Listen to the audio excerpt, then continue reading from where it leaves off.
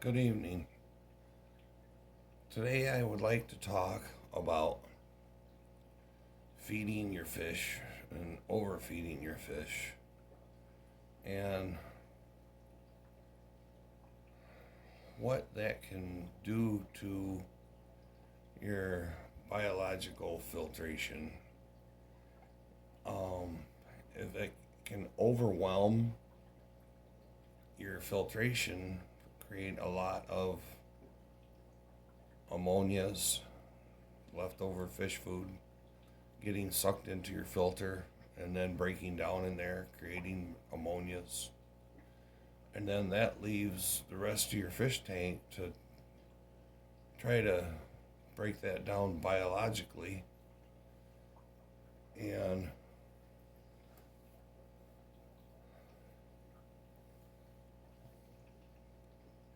there's only so much surface area for bacteria to live on in your fish tank. I personally, let's see if I can move this, have 7 inches of substrate, and I have an under gravel filter. There's the lift tube for it that draws water down through my substrate. So that means each one of those granules of dirt and sand and kitty litter have the opportunity to filter biologically your ammonias into nitrates and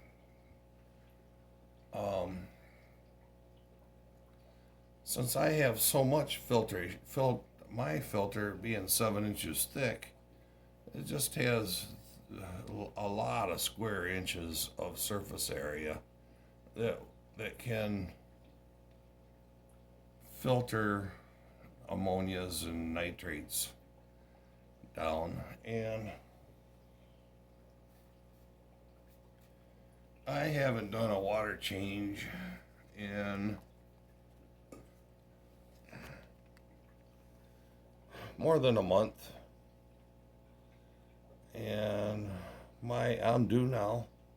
Actually, this has been sitting more than the 5 minutes, so it's a little darker than what it was at 5 minutes. It was reading between 20 and between 10 and 20 parts per million. And for me, I'm ready for a 20% water change by then. And so I'll do that probably tomorrow. But I've got between 120 and 140 guppy sized fish in here. Somebody wants to take a still picture and count them, put it down below. I'd love to know. But the only filtration is this under gravel filter. And this is a 55-gallon tank, and that substrate is 7 inches deep. So that leaves me 14 inches of water in a 21-inch 55-gallon tank. So I've only got 2/3 the water that a 55-gallon would normally have. I think that's 36 gallons. I could be wrong. So I've got over 100 fish in 36 gallons of water. But if you look at them, they're all well fed, and they're all reasonably happy, and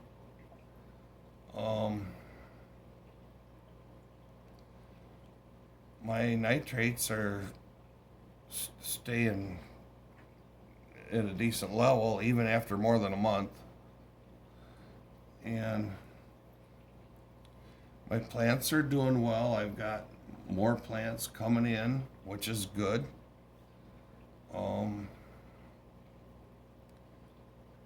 And so it's the surface area in your tank that is filtering your water.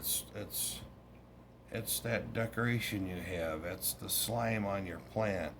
It's the slime on your glass. It's the slime inside your filter. Now, a lot of people will have a fish or two die after they service their tank. Oh, why is that, and how does that happen?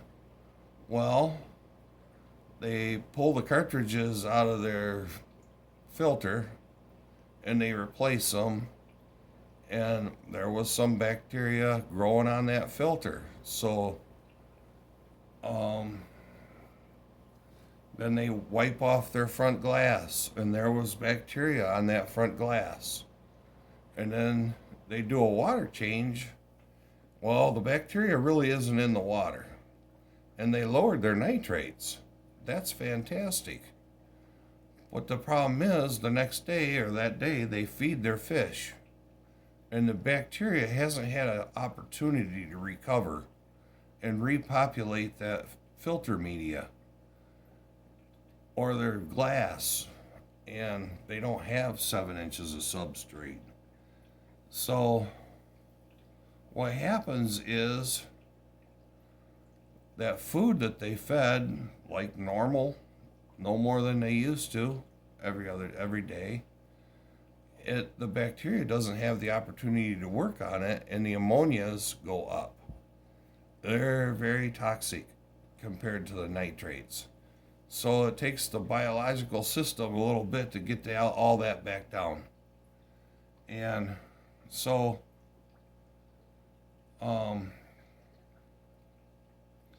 they might actually lose a fish due to nitrate poisonings, or not nitrate, but ammonia poisoning, because they service their tank. And I've got a couple of tests here to give you an idea. Just what is in your here's NH3, NH4, NO2, and nitrate, which is here is NO3. So these are all things that it starts out as ammonia that the bacteria cycles it down through. Now, with my tank having the deep substrate in the anoxic condition, I have additional, once the NO3s,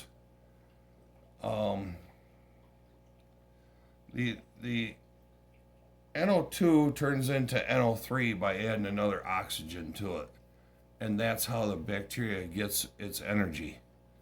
But if you make an anoxic condition, there's bacteria that can take that low oxygen level and actually strip an oxygen from the nitrate. It'll strip the oxygen from that, and it'll get energy that way. And what happens is that nitrogen gas can float up, and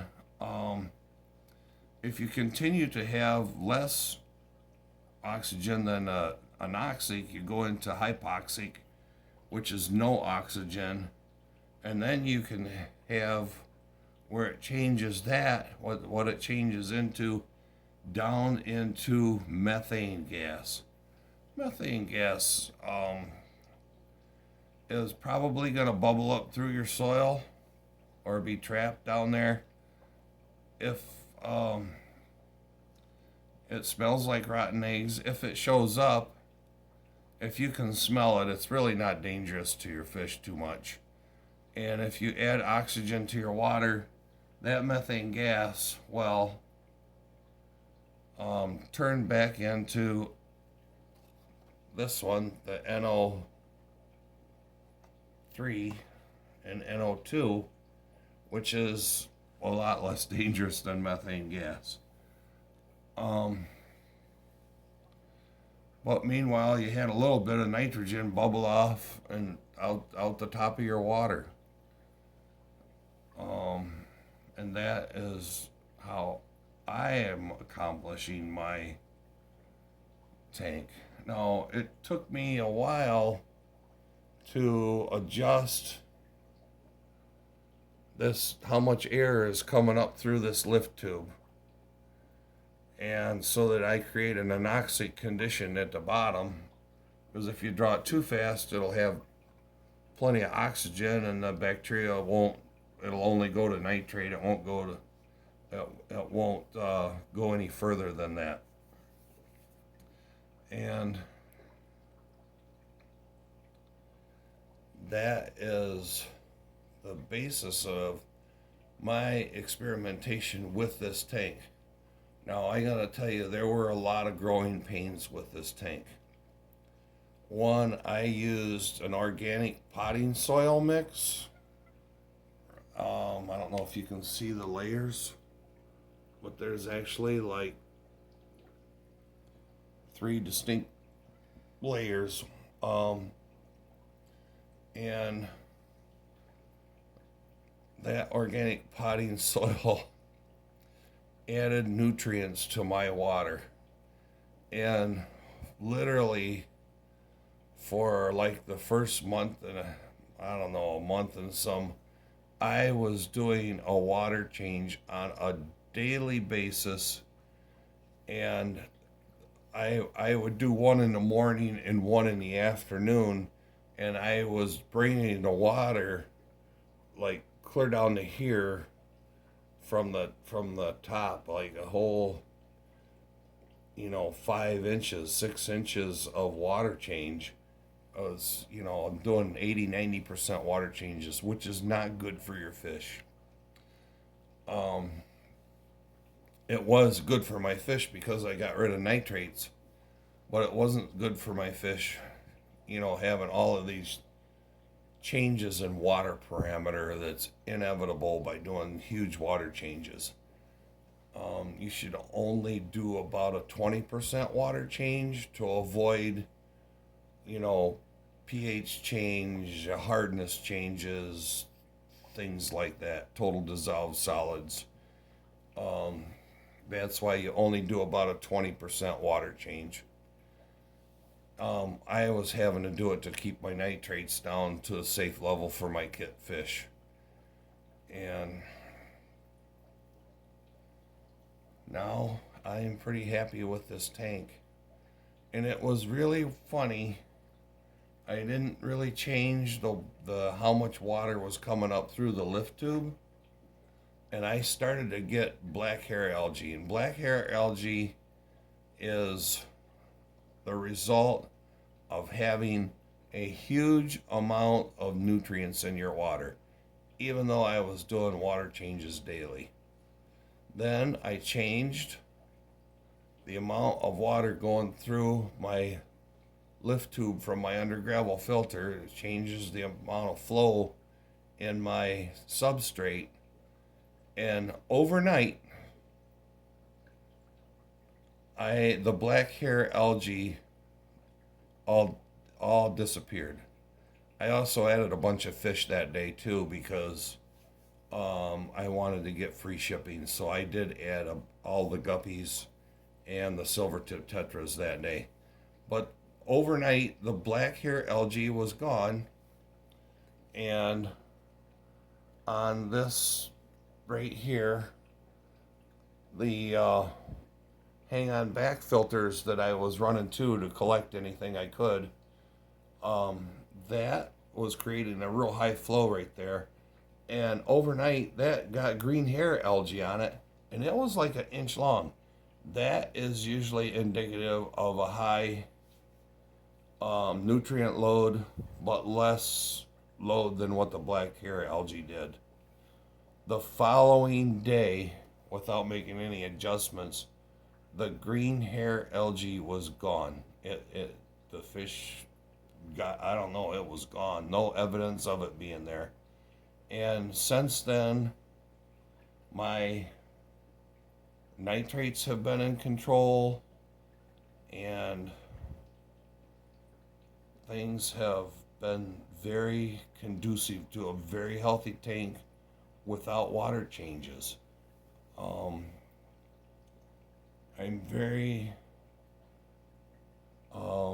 pleased with my experiment that I've done, and I have a huge fish load that it's able to support, which I like the looks of an overcrowded, busy tank. And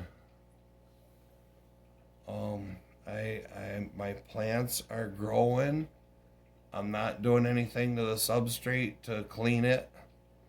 It's whatever fish waste there is gets sucked down into the substrate, and then it goes through the sand and into the soil, where it's, bacteria has got to be turning it into more soil for the plants. So the plants have been growing a lot. These tall ones in the back here, they grow and grow and grow, and then I think the fish attack them because they'll disappear overnight. And then the hornwort, I've taken many feet of hornwort out of this tank, and I've got this. I don't know. Hang on, going for a ride. I've got this plant here that looks like grass. I don't know what it is, but I see here that it's volunteered another shoot. There's another shoot in the back that's volunteered. Another one back there that it's volunteered. And I'm very impressed with this tank's ability to grow. This stuff here was just a few little sprigs that I got. And this here has about doubled in size since I put it in there. Whatever it is slow growing, but I like it. So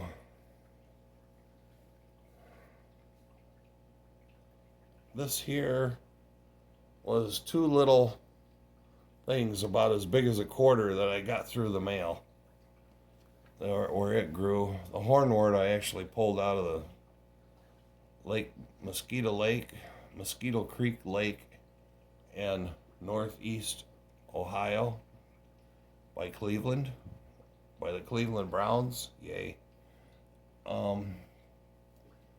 And it's growing. What they say, when it doesn't have enough food, that it will just disintegrate and all the little needles will fall off of it.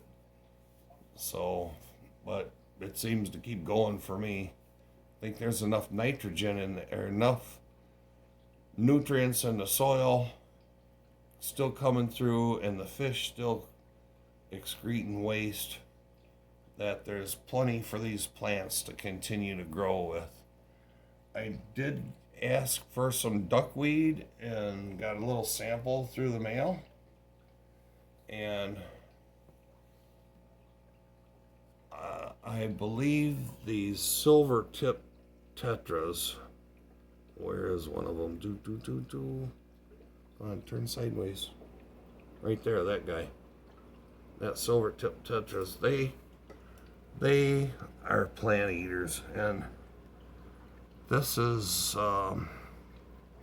duckweed up here, and it's a little bit protected with the other plants around it, so they seem to leave it alone when it's that way. But if it's over here in the open, they will eat that plant up for overnight. And I have only harvested it one time.